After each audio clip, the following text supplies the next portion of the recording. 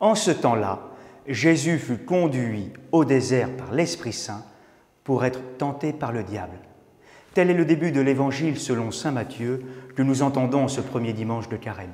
Frères et sœurs, depuis mercredi dernier, le mercredi des Cendres, nous sommes entrés avec toute l'Église, avec tous les chrétiens, dans ce temps de Carême, ce temps de désert de 40 jours.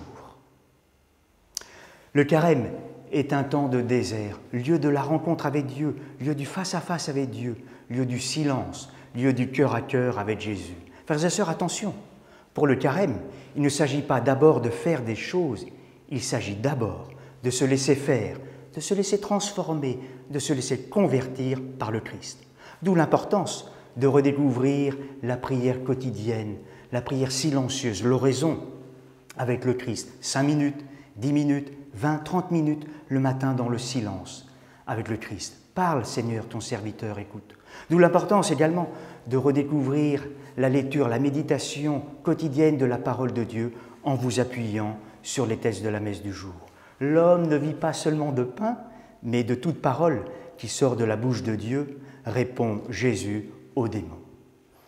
Le Carême, un temps de désert, lieu de face-à-face avec soi-même, lieu de solitude. Dans un deuxième temps, chacun est invité à faire le point sur sa vie, à regarder l'essentiel. Que fais-je de ma vie? Quels sont mes péchés, ce qui me coupe de Dieu et des autres? La prière, le partage, la pénitence ou le jeûne sont 3 pistes que le Christ nous propose pour nous aider à avancer. Enfin, frères et sœurs, le Carême est un temps de désert, lieu de tentation, lieu d'épreuve. Quels sont nos lieux de combat? Quels sont nos lieux de tentation? Quels sont nos lieux d'épreuve? Tentation de l'avoir ou du bien-être économique, tentation de la domination, du pouvoir, tentation d'un Dieu magique, tentation ou autre tentation.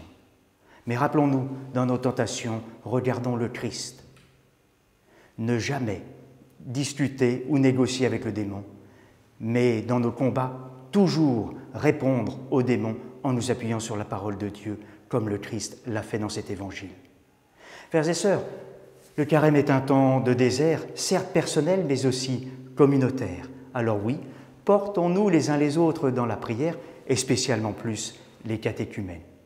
Bon temps de Carême, bon temps de désert, laissons-nous conduire par le Christ qui sort vainqueur des tentations.